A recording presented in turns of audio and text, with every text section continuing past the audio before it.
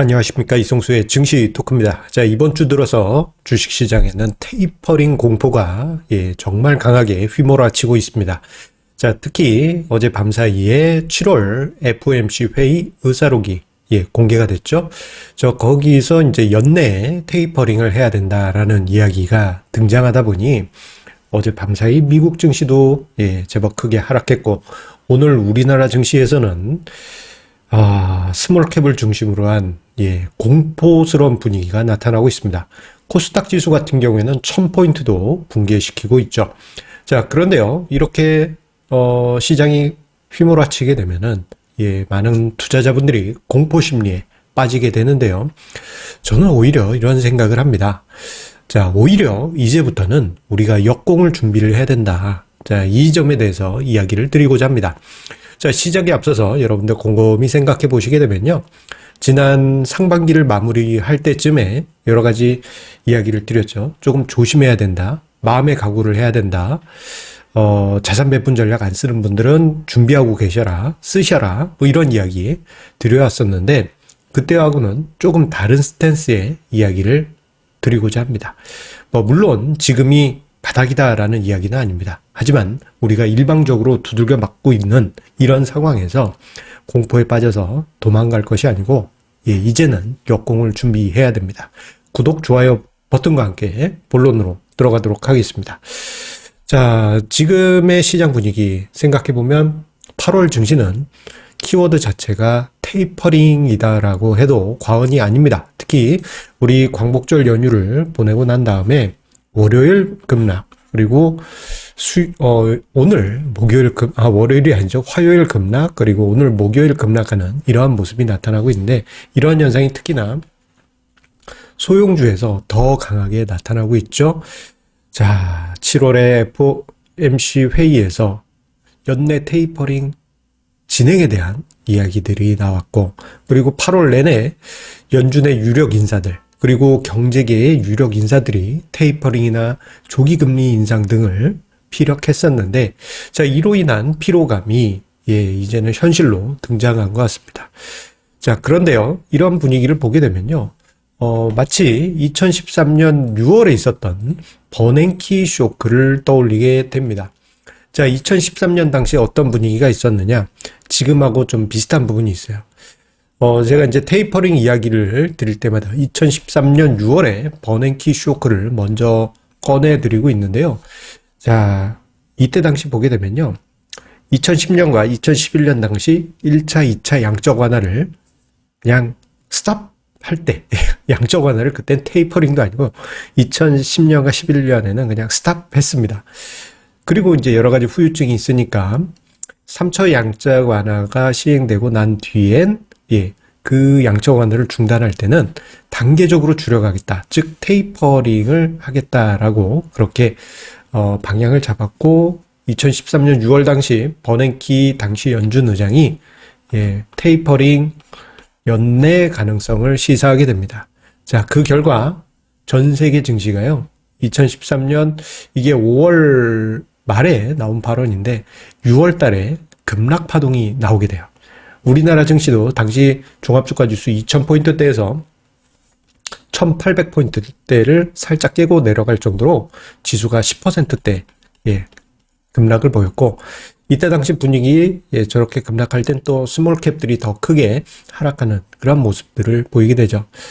자, 그런데요, 이런 급락을 우리나라 증시뿐만 아니고 전 세계가 테이퍼링 우려감에 거치고 난 다음에 어떤 일이 있었느냐, 경제 지표가 좀 부진하게 나오기 시작합니다. 그러면서 2013년 9월과 10월 사이에 경제 지표가 부진하기 때문에 테이퍼링이 조금 미뤄진다, 이런 분위기가 나타나면서 코스피 시장이 급반등했고, 버냉키 쇼크가 있었던 그 직전 고점을 뛰어넘는 반등이 나오게 됩니다.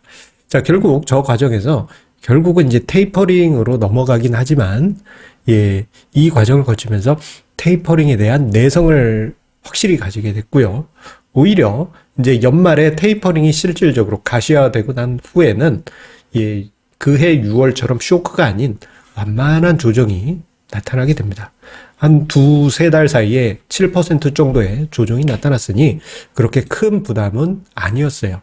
즉 2013년 때의 상황을 보게 되면은 테이퍼링이 쇼크를 한번 주고 부담을 주고 했지만 그 과정에서 내성을 가지고 생각보다는 정작 테이퍼링 카드를 꺼낸 2014년 그 즈음 또는 그 직전에는 생각보다는 충격이 덜했다라는 것을 볼 수 있어요. 자, 그런데요, 이 과정에서 조금 아쉬운 것 중에 하나는 스몰캡의 약세가 제법 크게 나타납니다. 주가 지수 하락폭보다도 더 큰 낙폭이 발생했고요. 그리고 2013년 당시에는요, 이때 당시 이제 대주주 양도세 기준이 본격적으로 하향되기 시작합니다. 2년마다 이제 레벨다운 되기 시작했죠. 그 스타트가 이제 2013년이에요.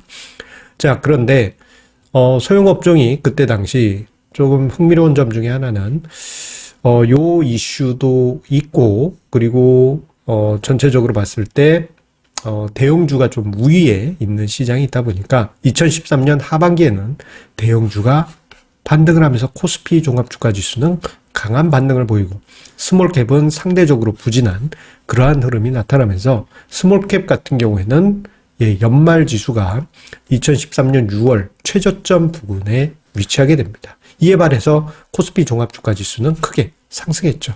마치 요즘 분위기하고 좀 일맥상통하는 부분이 분명히 있습니다. 다만 올해 같은 경우에는 저 분위기가 좀 압축해서 나타날 것 같아요.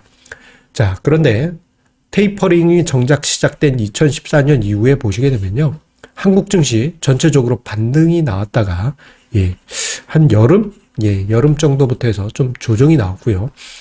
이에 반해서 스몰캡 같은 경우에는 2014년에 강한 흐름이 나타나면서 버냉키 쇼크가 있었던 그 레벨을 껑충 뛰어넘는 강세와 함께 14년 후반에 잠시 조정받았다가 2015년 스몰캡 랠리를 또 한 번 분출을 하게 됩니다. 자, 이 부분에서 우리가 많은 것을 이 과거 선례에서 학습을 할 수가 있습니다. 자, 무엇이냐? 자, 지금 시장 분위기를 보게 되면요, 개별 종목들의 낙폭이 정말 심각해요. 특히 오늘 장중에 보시게 되면요, 매시 정각 또는 매시 30분이 되면은 지수가 쭉쭉 밀리는데, 이 과정에서 스몰캡 지수가 요 하락을 시작하는 시점이 정시 아니면 30분이었어요. 자, 이 현상을 보게 되면은 이 마진콜, 레버리지 투자 자금에 대한 강제 청산도 동시에 진행된 것으로 보입니다. 자, 이런 분위기가 나타나게 되면 아마 여러 가지 커뮤니티, 지역 커뮤니티, 맘카페 또는 여러 가지 게시판들 보게 되면 이제 공포가 가득한 그러한 분위기가 나타나겠습니다만, 자, 이 공포 속에서 이러지도 저러지도 못하거나 아니면은 나 이 종목 그냥 내 자식 물려줄래, 이렇게 방치하는 이런 분위기가 나타나게 될 텐데요. 저는 오히려 이러한 조정이 나타날 때 우리는 역공을 위한 기회로 삼아야 된다라는 점을 이야기 드리고 싶습니다. 왜? 예전에 제가 다 경험을 했으니까요. 자, 어떤 일이 벌어지느냐, 2013년 경우를 보더라도요, 시장이 크게 하락한 이후에 주식시장에 좋은 종목들이 헐값에 던져져 있습니다. 특히 마진콜과 같은 강제 청산이 기계적으로 쏟아지면서, 요게 이제 신용융자나 주식 관련 대출은 이제 RMS라고 해가지고요, 리스크 매니지먼트 시스템이 있습니다. 거기서 딱 판단해서 증거금 미달하면 규칙에 맞춰서 체결되는 가격으로 투매를 해요. 예전에는 시장가로 던졌고 요즘은 이제 호가를 급하게 낮추는 정도이긴 합니다만 시장에 충격을 분명 줍니다. 자, 이러한 기계적인 매도는 결국 시장을 왜곡시키고 그 과정에서 좋은 종목까지도 헐값에 투매를 하게 되죠. 그리고 내 종목도 떨어져 있을 수 있어요. 여러분의 종목들도요. 그런데 딱 이렇게 봤는데 내가 눈여겨봤던 종목이 이건 너무 많이 빠졌어. 좋은 종목인 거 아닌데 아는데 왜 이렇게 많이 빠졌지? 자, 이런 종목이 있다 그러면 여러분들 포트폴리오 중에서 분명 그런 종목이 있을 거예요. 아, 나 얘 버리려고 그랬는데. 이런 종목들, 갈아타시면 되는 거죠. 포트폴리오를 전체적으로 리플레시하는 좋은 종목들로 다시 갈아탈 수 있는 좋은 기회로 이번 하락장을 활용하실 수 있겠고요. 그리고 제가 이제 자산 배분 전략을 자주 언급드렸고, 지난 6월 달과 7월 넘어가면서 그때쯤에 더 자주 이야기를 드렸습니다. 자산 배분 전략 안 쓰는 분들도 무조건 쓰시라라고 이야기를 드렸는데, 그 이유가 이런 조정이 한 번 있고 나면요, 주식 비중이 줄어들게 됩니다. 왜냐하면 이 시장이 급락했기 때문에 당연히 이제 주식 평가 금액이 떨어지겠죠. 그럼 비율이 틀어져 있게 됩니다. 이럴 때 우리가 안전자산의 일부 떼어놨잖아요. 자산 배분 전략을 했으니까. 그러면 그 안전자산이 보면은 전체 투자금에서 비중이 커져 있겠죠. 그것을 일부 떼어와서 주식에 넣어주는 것이죠. 자, 이렇게 되면 어떤 효과가 있냐면 간접적인 저가 매수가 발생합니다. 그러면서 리밸런싱을 하는 거예요. 이 과정만 밟아도 여러분들 수익률을 한 단계 레벨업 할 수 있는 아주 중요한 계기를 마련할 수가 있습니다. 즉, 이번 시장 하락하는 건 이제 부담스럽긴 하죠. 그렇다고 해서 무조건 도망갈 것이 아니고, 자, 포트폴리오 재편의 기회와 그리고 자산 배분 전략, 리밸런싱의 기회로 삼으시기 바라겠습니다. 자, 물론 시장이 하락하는 것은 불편하죠. 얼마 전까지 엄청난 수익률이었는데 여기로 빠지고 나면 가슴이 아픈 것은 사실입니다. 하지만 이러한 과정은 어떻게 보면 우리가 주식 투자를 하는데 항상 거쳐가야 될 과정입니다. 자, 이 과정 없이 무조건 상승하게 되면요, 나중에 더 큰 심각한 재기 불가능한 심각한 버블이 만들어지게 돼요. 오히려 이번 조정을 반갑게 저는 맞이하고자 합니다. 물론 좀 힘들지만 이 과정을 거치면서 리밸런싱 그리고 종목 포트폴리오 재편의 기회로 생각하는 것은 어떨까요? 물론 지금이 최바닥은 아닐 수 있어요. 하지만 여기서 더 빠졌다? 그럼 더 큰 기회가 만들어지게 될 겁니다. 여러분들 공포 속에 빠지지 마시고 합리적으로 냉정하게 투자 원칙 지켜가시기 바라겠습니다. 아시겠죠? 감사합니다.